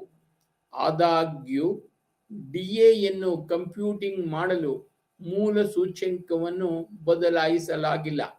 ಆಯೋಗವು ಪರವಾಗಿಲ್ಲ ಹಾಗೂ ಕಾರ್ಯದ ಸಂಪೂರ್ಣ ಅಪ್ರಾಯೋಗಿಕತೆಯ ಕಾರಣದಿಂದಾಗಿ ಪ್ರತಿ ವರ್ಗದ ಉದ್ಯೋಗಿಗಳಿಗೆ ಪ್ರತ್ಯೇಕ ಸೂಚ್ಯಂಕಗಳನ್ನು ಬಳಸಿಕೊಳ್ಳುವ ಆಯ್ಕೆಯನ್ನು ಮತ್ತು ಆದ್ದರಿಂದ ಡಿಎಯನ್ನು ಲೆಕ್ಕಾಚಾರ ಮಾಡಲು 1982ರ ಆಧಾರದೊಂದಿಗೆ ಅಖಿಲ ಭಾರತ CPIWAನ 12 ಮಾಸಿಕ ಸರಾಸರಿಯನ್ನು ಬಳಸಲು ಶಿಫಾರಸು ಮಾಡಲಾಗಿದೆ. 5ನೇ CCPಯು ಪ್ರತಿ ಬಾರಿ CPI ಮೂಲ ಸೂಚ್ಯಕ್ಕಿಂತ 50%ರಷ್ಟು ಹೆಚ್ಚಿದ ಪ್ರತಿ ಬಾರಿ ಡಿಎಯನ್ನು ಡಿಪಿಯಾಗಿ ಪರಿವರ್ತಿಸಬೇಕು ಎಂದು ಶಿಫಾರಸು ಮಾಡಿದೆ. CPI ಅಂದರೆ ಕಾಸ್ಟ್ ಆಫ್ ಪ್ರೈಸ್ ಇಂಡೆಕ್ಸ್ ಎಂದು ತಾವು ಅರ್ಥ ಮಾಡಿಕೊಳ್ಳಬೇಕಾಗುತ್ತದೆ. ಸರ್ಕಾರವು 1/4/2004ರಿಂದ ಜಾರಿಗೆ ಬರುವಂತೆ 50% ಡಿಎಯನ್ನು ಮೂಲ ವೇತನದೊಂದಿಗೆ ವಿಲೀನಗೊಳಿಸಿತು. ಹೌಸ್ ರೆಂಟ್ ಅಲೋಯನ್ಸ್ ಮನೆ ಬಾಡಿಗೆ ಭತ್ಯೆ. 5ನೇ CPC ದೆಹಲಿ ಮತ್ತು ಮುಂಬೈನಂತಹ ಮೆಟ್ರೋಪಾಲಿಟನ್ ನಗರಗಳ ಮನೆ ಬಾಡಿಗೆ ಭತ್ಯೆನಲ್ಲಿ ಹೆಚ್ಚಿನ ಹೆಚ್ಚಳವನ್ನು ಶಿಫಾರಸು ಮಾಡಿದ್ದು, ವಸತಿ ಸೌಕರ್ಯಗಳಿಗೆ ಮಾಸಿಕ ಬಾಡಿಗೆಯಲ್ಲಿ ಅತಿಯಾದ ಹೆಚ್ಚಳವನ್ನು ಗಮನದಲ್ಲಿರಿಸಿಕೊಂಡಿದೆ. ಆಯೋಗವು ನಗರಗಳು ಮತ್ತು ಪಟ್ಟಣಗಳ ವರ್ಗೀಕರಣಕ್ಕಾಗಿ ಜನಸಂಖ್ಯೆಯ ಮಾನದಂಡಗಳೊಂದಿಗೆ ಮುಂದುವರಿಯಿತು ಮತ್ತು 50 ಲಕ್ಷ ಮತ್ತು ಹೆಚ್ಚಿನದು ಜನಸಂಖ್ಯೆಯನ್ನು ಹೊಂದಿರುವ ನಗರಗಳಿಗೆ A1 ನಗರಗಳ ಹೊಸ ವರ್ಗವನ್ನು ರಚಿಸಲು ಶಿಫಾರಸು ಮಾಡಿದೆ.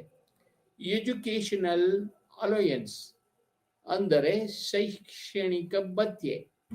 ಆಯೋಗವು ಸರ್ಕಾರಿ ನೌಕರರ ಮಕ್ಕಳಿಗೆ ಶೈಕ್ಷಣಿಕ ಭತ್ಯೆಗಳನ್ನು ಶಿಫಾರಸು ಮಾಡಿತ್ತು. 31/12/1987ರವರೆಗೆ ಜನಿಸಿದ ಮಕ್ಕಳಿಗೆ ಮತ್ತು ನಂತರ ಜನಿಸಿದ 2 ಮಕ್ಕಳಿಗೆ ಸಂಬಂಧಿಸಿದಂತೆ 3 ಮಕ್ಕಳವರೆಗೆ ಪ್ರಯೋಜನವು ಲಭ್ಯವಿದೆ. ಈ ಶಿಕ್ಷಣಗಳ ಭತ್ಯೆಗಳು ಯಾವ್ಯಾವು ಅಂದರೆ 1ರಿಂದ 10ನೇ ತರಗತಿಯ ವಿದ್ಯಾರ್ಥಿಗಳಿಗೆ Rs.40ರವರೆಗಿನ ಬೋಧನಾ ಶುಲ್ಕದ ಮರುಪಾವತಿ ಮತ್ತು 11ರಿಂದ 12ನೇ ತರಗತಿಯ ವಿದ್ಯಾರ್ಥಿಗಳಿಗೆ 50 ದೈಹಿಕ ವಿಕಲಚೇತನ ಮತ್ತು ಬುದ್ಧಿಮಾಂದ್ಯ ಮಕ್ಕಳ ಸಂದರ್ಭದಲ್ಲಿ ಗರಿಷ್ಠ ಮಿತಿ ತಿಂಗಳಿಗೆ Rs.100 ಕೊಡುವಂತೆ ಮಾಡಿದೆ. ಮಕ್ಕಳ ಶಿಕ್ಷಣ ಭತ್ಯೆಯನ್ನು ತಿಂಗಳಿಗೆ Rs.100 ದರದಲ್ಲಿ ಪಾವತಿಸಲಾಗುತ್ತದೆ. ಒಬ್ಬ ಸರ್ಕಾರಿ ನೌಕರನು ತನ್ನ ಮಗುವನ್ನು ತನ್ನ ಪೋಸ್ಟಿಂಗ್ ಸ್ಟೇಷನ್ನಿಂದ ದೂರವಿರುವ ಶಾಲೆಗೆ ಕಳುಹಿಸಲು ಒತ್ತಾಯಿಸಲಾಗುತ್ತದೆ. ನೌಕರನು ವರ್ಗಾವಣೆಯ ಖಾತೆಯಲ್ಲಿ ತನ್ನ ಪೋಸ್ಟಿಂಗ್ ಮತ್ತು ನಿವಾಸದ ನಿಲ್ದಾಣದಿಂದ ದೂರದಲ್ಲಿರುವ ತನ್ನ ಮಕ್ಕಳನ್ನು ಹಾಸ್ಟೆಲ್ನಲ್ಲಿ ಇರಿಸಲು ಬದ್ಧನಾಗಿದ್ದರೆ ತಿಂಗಳಿಗೆ Rs.300 ದರದಲ್ಲಿ ಹಾಸ್ಟೆಲ್ ಸಬ್ಸಿಡಿಯನ್ನು ಸಹ ಪಾವತಿಸಲಾಗುತ್ತದೆ.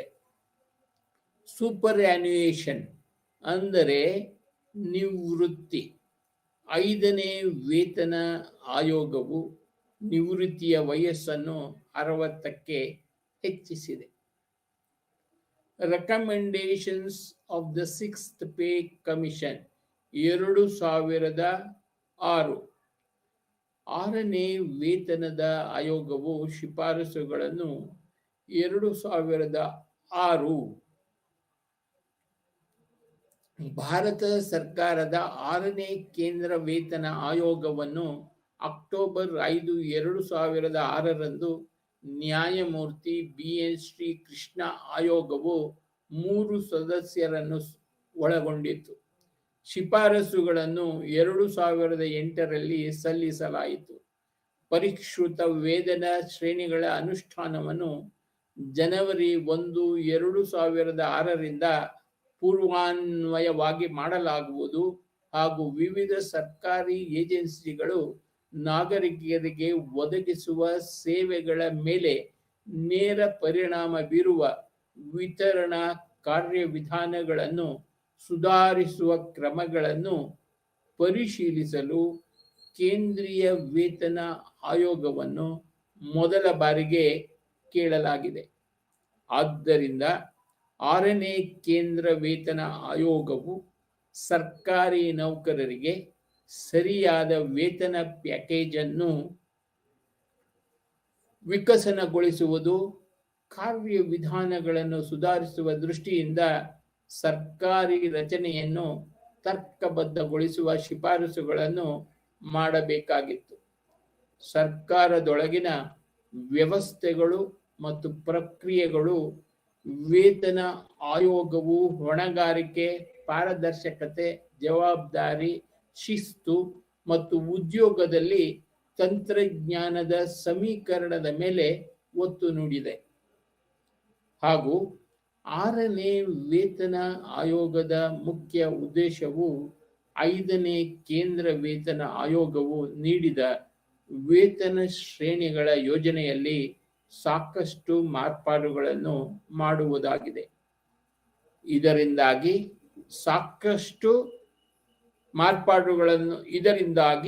ವಿವಿಧ ಸಚಿವಾಲಯಗಳು, ಇಲಾಖೆಗಳು, ಸಂಸ್ಥೆಗಳಲ್ಲಿ ಅಸ್ತಿತ್ವದಲ್ಲಿರುವ ವಿವಿಧ ವೈಪರೀತ್ಯಗಳನ್ನು ತೆಗೆದುಹಾಕಲಾಗಿದೆ.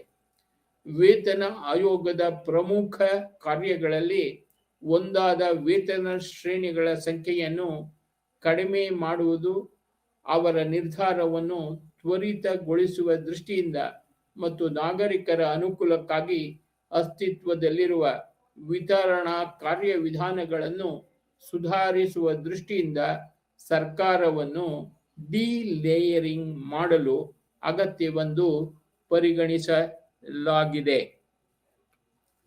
ಕನಿಷ್ಠ ವೇತನವನ್ನು ನಿಗದಿಪಡಿಸಲು ಆಯೋಗವು ಮುಖ್ಯವಾಗಿ ಪಾವತಿಸುವ ಸರ್ಕಾರದ ಸಾಮರ್ಥ್ಯವನ್ನು ಗಮನದಲ್ಲಿಟ್ಟುಕೊಂಡು ನ್ಯಾಯೋಚಿತ ವೇತನವನ್ನು ಖಾತ್ರಿಪಡಿಸುವುದು, ಸಾಮಾನ್ಯವಾಗಿ ಆರ್ಥಿಕತೆಯ ಮೇಲೆ ಮತ್ತು ವಿವಿಧ ಸ್ವಾಯತ್ತ ಸಂಸ್ಥೆಗಳು, ರಾಜ್ಯ ಸರ್ಕಾರಗಳ ಮೇಲೆ ಇಂತಹ ಹೆಚ್ಚಳದ ಹಣದುಬ್ಬರದ ಪ್ರಭಾವದಂತಹ ವಿವಿಧ ಅಂಶಗಳಿಂದ ಮಾರ್ಗದರ್ಶಿಸಲ್ಪಟ್ಟಿದೆ. ಕೇಂದ್ರ ಸರ್ಕಾರದ ವೇತನದ ಮಾದರಿಯನ್ನು ಅನುಸರಿಸುವ ಇತರ ಸಂಸ್ಥೆಗಳು ಮತ್ತು ಸರ್ಕಾರದಲ್ಲಿ ಕನಿಷ್ಠ ವೇತನವು ಪ್ರವೇಶ ಹಂತದಲ್ಲಿ ಮಾತ್ರ ಲಭ್ಯವಿರುತ್ತದೆ. ಮಿನಿಮಮ್ ಅಂಡ್ ಮ್ಯಾಕ್ಸಿಮಮ್ ಸ್ಯಾಲರಿ, ಕನಿಷ್ಠ ಮತ್ತು ಗರಿಷ್ಠ ಸಂಬಳ. ಪ್ರವೇಶದ ಹಂತದಲ್ಲಿ ಅಂದರೆ ಪೇ ಬ್ಯಾಂಡ್ ಮಟ್ಟದಲ್ಲಿ ಕನಿಷ್ಠ ವೇತನವು 6,660 ಆಗಿರಬೇಕು.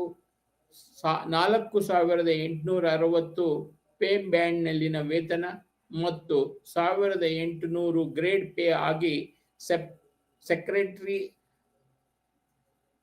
ತತ್ಸಮಾನ ಮಟ್ಟದಲ್ಲಿ ಗರಿಷ್ಠ ವೇತನ 80,000 ಆಗಿರಬೇಕು.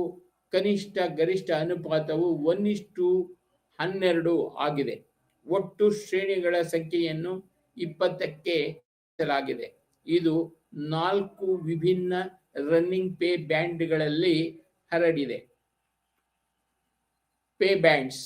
ಪೇ ಬ್ಯಾಂಡ್ಗಳು ವೇತನ ಶ್ರೇಣಿಗಳಿಗೆ ಸಂಬಂಧಿಸಿದಂತೆ ಹಿಂದಿನ ವೇತನ ಆಯೋಗಗಳಿಂದ ಪ್ರಮುಖ ನಿರ್ಗಮನವನ್ನು ಮಾಡಲಾಗಿದೆ. ಮೊದಲ ಬಾರಿಗೆ ಆಯೋಗವು ನಾಗರಿಕ ಉದ್ಯೋಗಿಗಳಿಗೆ ಮತ್ತು ರಕ್ಷಣಾ ಪಡೆಗಳಿಗೆ ವೇತನ ಬ್ಯಾಂಡ್ಗಳನ್ನು ನಡೆಸಲು ಶಿಫಾರಸು ಮಾಡಿದೆ.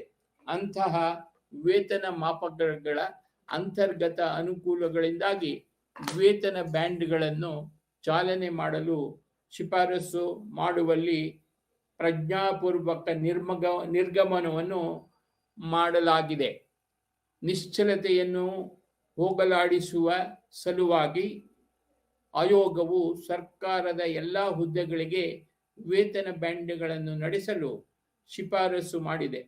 ಪ್ರಸ್ತುತ ರುಗಿಂತ ಕಡಿಮೆ ಪ್ರಮಾಣದಲ್ಲಿ 26,000 ಅಂತಿಮವಾಗಿ 4 ವಿಭಿನ್ನ ರನ್ನಿಂಗ್ ಪೇ ಬ್ಯಾಂಡ್ಗಳನ್ನು ಶಿಫಾರಸು ಮಾಡಲಾಗುತ್ತಿದೆ. ಗ್ರೂಪ್ಗಳ ಬಿ ಮತ್ತು ಸಿ ನಲ್ಲಿರುವ ಎಲ್ಲ ವರ್ಗದ ಉದ್ಯೋಗಿಗಳಿಗೆ ತಲಾ ಒಂದು ರನ್ನಿಂಗ್ ಬ್ಯಾಂಡ್ ಮತ್ತು ಗ್ರೂಪ್ ಎ ಪೋಸ್ಟ್ಗಳಿಗೆ 2ನೇ ರನ್ನಿಂಗ್ ಪೇ ಬ್ಯಾಂಡ್ಗಳು, ಕಾರ್ಯದರ್ಶಿ ಮತ್ತು ಕ್ಯಾಬಿನೆಟ್ ಕಾರ್ಯದರ್ಶಿ ಹುದ್ದೆಗಳಿಗೆ ಪ್ರತ್ಯೇಕ ಮಾಪಕಗಳನ್ನು ಶಿಫಾರಸು ಮಾಡಲಾಗಿದೆ. ಪೇ ಬ್ಯಾಂಡ್ನಲ್ಲಿನ ಒಟ್ಟು ವೇತನದ 2.5% ಮತ್ತು ಅನುಗುಣವಾದ ದರ್ಜೆಯ ವೇತನದ ರೂಪದಲ್ಲಿ ವಾರ್ಷಿಕ ಇನ್ಕ್ರಿಮೆಂಟ್ಗಳನ್ನು ಪಾವತಿಸಬೇಕಾಗುತ್ತದೆ. ವಾರ್ಷಿಕ ಏರಿಕೆಗಳ ದಿನಾಂಕ ಎಲ್ಲ ಸಂದರ್ಭಗಳಲ್ಲಿ ಜುಲೈ 1ನೇದು ಜುಲೈ 1ರಂತೆ ಸ್ಕೇಲ್ನಲ್ಲಿ 6 ತಿಂಗಳು ಮತ್ತು ಅದಕ್ಕಿಂತ ಹೆಚ್ಚಿನ ಅವಧಿಯನ್ನು ಪೂರ್ಣಗೊಳಿಸುವ ಉದ್ಯೋಗಿಗಳು ಅರ್ಹವಾಗಿರಬೇಕಾಗುತ್ತದೆ. ಗ್ರೂಪ್ ಎ ಪೇ ಬ್ಯಾಂಡ್ 3ಗಾಗಿ ವೇರಿಯೇಬಲ್ ಇನ್ಕ್ರಿಮೆಂಟ್ಗಳ ಮತ್ತೊಂದು ರೂಪವೆಂದರೆ ಬ್ಯಾಂಡ್ನಲ್ಲಿನ ವಾರ್ಷಿಕ ಏರಿಕೆಗಳು ಕಾರ್ಯಕ್ಷಮತೆಯನ್ನು ಅವಲಂಬಿಸಿ ಬದಲಾಗುತ್ತವೆ. ಗ್ರೇಡ್ನಲ್ಲಿರುವ 80% ಅಥವಾ ಹೆಚ್ಚಿನ ಉದ್ಯೋಗಿಗಳಿಗೆ 2.5% ದರದಲ್ಲಿ ಸಾಮಾನ್ಯ ಹೆಚ್ಚಳವನ್ನು ಅನುಮತಿಸಬೇಕಾಗುತ್ತದೆ.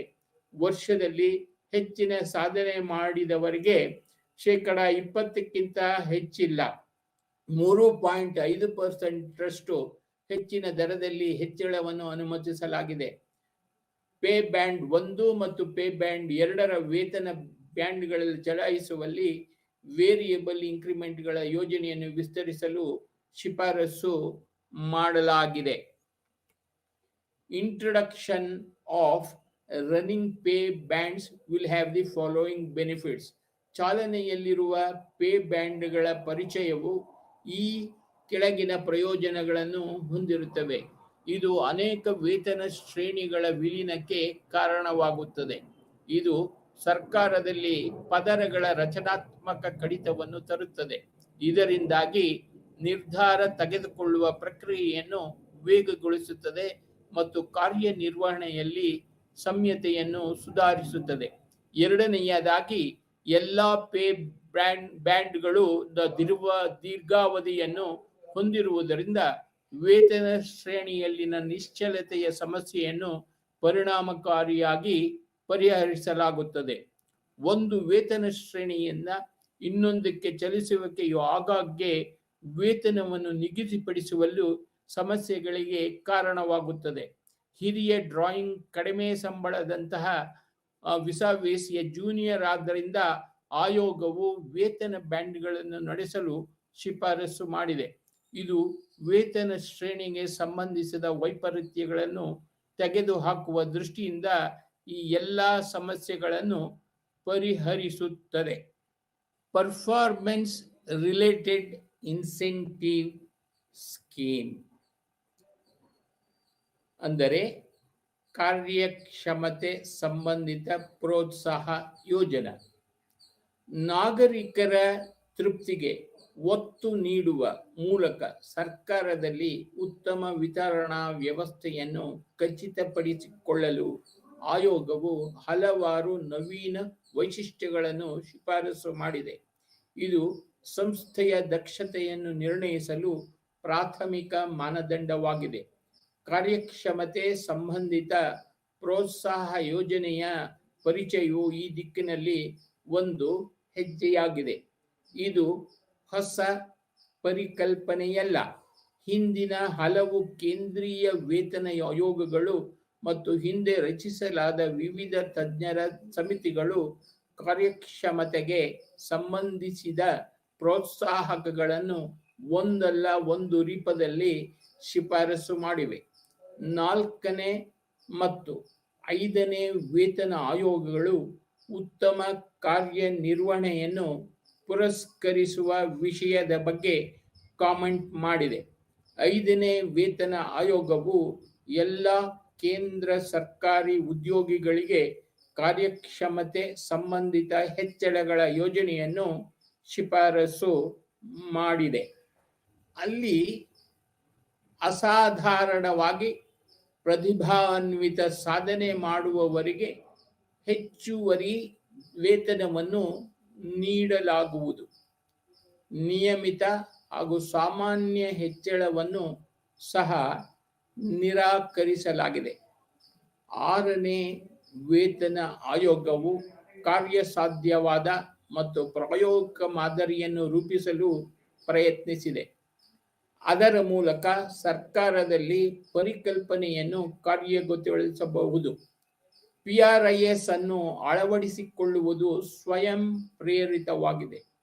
ಸಚಿವಾಲಯಗಳು, ಇಲಾಖೆಗಳು PRIS ಅನ್ನು ಅಳವಡಿಸಿಕೊಳ್ಳದಿರಲು ನಿರ್ಧರಿಸಿದ ಸಂದರ್ಭದಲ್ಲಿ ನೌಕರರು ಸಾಮಾನ್ಯ ಸಂಬಳ ಮತ್ತು ಪರಿಹಾರವನ್ನು ಪಡೆಯುವುದನ್ನು ಮುಂದುವರಿಸುತ್ತಾರೆ ಮತ್ತು PRIS ಅಡಿಯಲ್ಲಿ ಒಳಗೊಳ್ಳುವುದಿಲ್ಲ. ಸರ್ಕಾರದಲ್ಲಿ PRIS ಅನ್ನು ಪರಿಚಯಿಸುವ ಅಂತಿಮ ಉದ್ದೇಶವು ಉದ್ಯೋಗಿಗಳ ಪ್ರೇರಣೆಯನ್ನು ಸುಧಾರಿಸಲು, ಹೆಚ್ಚಿನ ಉತ್ಪಾದಕತೆಯನ್ನು ಪಡೆಯಲು ಮತ್ತು ಗುಣಮಟ್ಟದ ಸಾರ್ವಜನಿಕ ಸೇವೆಯನ್ನು ತಲುಪಿಸಲು ಸೀಮಿತವಾಗಿಲ್ಲ ಎಂದು ಆಯೋಗವು ಪ್ರತಿಪಾದಿಸುತ್ತದೆ. ಆದರೆ ಕ್ರಮಬದ್ಧವಾದ ಬದಲಾವಣೆಯನ್ನು ತರಲು ಅದು ಸ್ಪಂದಿಸುವ ಆಡಳಿತವನ್ನು ಸಕ್ರಿಯಗೊಳಿಸುತ್ತದೆ. ಕಾಂಟ್ರಾಕ್ಚುಯಲ್ ಜಾಬ್ಸ್ ಅಂದರೆ ಗುತ್ತಿಗೆ ಉದ್ಯೋಗಗಳು. ಆಯ್ದ ಉದ್ಯೋಗಗಳು ವಿಶೇಷವಾಗಿ ಉನ್ನತ ವೃತ್ತಿಪರ ಕೌಶಲ್ಯಗಳ ಅಗತ್ಯವಿರುವವರಿಗೆ ಗುತ್ತಿಗೆ ನೇಮಕಾತಿಗಳನ್ನು ಪರಿಚಯಿಸಲು ಆಯೋಗವು ಶಿಫಾರಸು ಮಾಡುತ್ತದೆ. ಪೆನ್ಷನ್ ರೂಲ್ಸ್, ಪಿಂಚಣಿ ನಿಯಮಗಳು. ಆಯೋಗವು ಕೇಂದ್ರ ನಾಗರಿಕ ಸೇವೆಗಳ ಪಿಂಚಣಿ ನಿಯಮಗಳು 1972ರಲ್ಲಿ ಮಾರ್ಪಾಡುಗಳನ್ನು ಶಿಫಾರಸು ಮಾಡಿದೆ. ಇದು ಪೂರ್ಣ ಪಿಂಚಣಿಗಾಗಿ 33 ವರ್ಷಗಳ ಅರ್ಹತಾ ಸೇವೆಗೆ ಯಾವುದೇ ಉಲ್ಲೇಖವಿಲ್ಲದೆ ಪಡೆದ ಸರಾಸರಿ ವೇತನದ ಕೊನೆಯ ವೇತನದ 50% ದರದಲ್ಲಿ ಪಿಂಚಣಿ ಪಾವತಿಯನ್ನು ಸಕ್ರಿಯಗೊಳಿಸುತ್ತದೆ. ವೇತನ ಆಯೋಗವು ಶಿಫಾರಸು ಮಾಡಿರುವುದರಿಂದ ಸರ್ಕಾರಿ ನೌಕರರು ತುಲನಾತ್ಮಕವಾಗಿ ಕಿರಿಯ ವಯಸ್ಸಿನಲ್ಲಿ ಸೇವೆಯನ್ನು ತೊರೆಯಲು ಅನುಕೂಲವಾಗುವಂತೆ ಅವರು ಹೊರಗೆ ಹೆಚ್ಚಿನ ನಿರೀಕ್ಷೆಗಳನ್ನು ಹೊಂದಿದ್ದಾರೆಂದು ಭಾವಿಸಿದರೆ ಅಥವಾ ಸರ್ಕಾರದೊಳಗೆ ನಿಗದಿತ ಹುದ್ದೆಗಳಿಗೆ ಗುತ್ತಿಗೆ ನೇಮಕಾತಿಯನ್ನು ಆರಿಸಿಕೊಳ್ಳಬಹುದು. ಇನ್ನೊಂದು ಬಾರಿ ನಾವು ಹೇಳುವುದಾದರೆ, ಆಯೋಗವು ಕೇಂದ್ರ ನಾಗರಿಕ ಸೇವೆಗಳ ಪಿಂಚಣಿ ನಿಯಮಗಳು 1972ರಲ್ಲಿ ಮಾರ್ಪಾಡುಗಳನ್ನು ಶಿಫಾರಸು ಮಾಡಿದೆ. ಇದು ಪೂರ್ಣ ಪಿಂಚಣಿಗಾಗಿ 33 ವರ್ಷಗಳ ಅರ್ಹತಾ ಸೇವೆಗೆ ಯಾವುದೇ ಉಲ್ಲೇಖವಿಲ್ಲದೆ ಪಡೆದ ಸರ್ಕಾರಿ ಸರಾಸರಿ ವೇತನದ ಕೊನೆಯ ವೇತನದ 50% ದರದಲ್ಲಿ ಪಿಂಚಣಿ ಪಾವತಿಯನ್ನು ಸಕ್ರಿಯಗೊಳಿಸುತ್ತದೆ. ವೇತನ ಆಯೋಗವು ಶಿಫಾರಸು ಮಾಡಿದೆಯಾದ್ದರಿಂದ ಸರ್ಕಾರಿ ನೌಕರರು ತುಲನಾತ್ಮಕವಾಗಿ ಕಿರಿಯ ವಯಸ್ಸಿನಲ್ಲಿ ಸೇವೆಯನ್ನು ತೊರೆಯಲು ಅನುಕೂಲವಾಗುವಂತೆ ಅವರು ಹೊರಗೆ ಹೆಚ್ಚಿನ ನಿರೀಕ್ಷೆಗಳನ್ನು ಹೊಂದಿದ್ದಾರೆಂದು ಭಾವಿಸಿದರೆ ಅಥವಾ ಸರ್ಕಾರದೊಳಗೆ ನಿಗದಿತ ಹುದ್ದೆಗಳಿಗೆ ಗುತ್ತಿಗೆ ನೇಮಕಾತಿಯನ್ನು ಆರಿಸಿಕೊಳ್ಳಬಹುದು. ಏಕಕಾಲದಲ್ಲಿ ಉನ್ನತ ಹುದ್ದೆಗಳಿಗೆ ಸರ್ಕಾರದ ಒಳಗೆ ಅಥವಾ ಹೊರಗಿನಿಂದ ಲಭ್ಯವಿರುವ ಅತ್ಯುತ್ತಮ ಪರಿಣತಿಯನ್ನು ಪಡೆಯಲು ಸರ್ಕಾರವು ಸಾಧ್ಯವಾಗುತ್ತದೆ. ಬಿ ಮತ್ತು ಸಿ ಗುಂಪುಗಳಲ್ಲಿ ಹೆಚ್ಚಿನ ಹಂತಗಳಲ್ಲಿ ಪರಿಚಯಿಸಲು ಪ್ರಸ್ತಾಪಿಸಲಾದ ಸೀಮಿತ ವಿಭಾಗದ ಸ್ಪರ್ಧಾತ್ಮಕ ಪರೀಕ್ಷೆಯ ಮೂಲಕ ವೇಗದ ಪ್ರಚಾರದ ಕಾರ್ಯವಿಧಾನವನ್ನು ಶಿಫಾರಸು ಮಾಡಲಾಗಿದೆ. ಇಲ್ಲಿಗೆ ಘಟಕ 12ರ ಭಾಗ 1 ವೇತನ ನಿರ್ವಹಣೆಯ ಪಾಠ ಪೂರ್ಣಗೊಂಡಿದೆ. ಎಲ್ಲರಿಗೂ ನಮಸ್ತೆ. 2ನೆಯ ಭಾಗವನ್ನು ನಾವು ತಿಳಿಯಲಿದ್ದೇವೆ. ಎಲ್ಲರಿಗೂ ನಮಸ್ಕಾರ.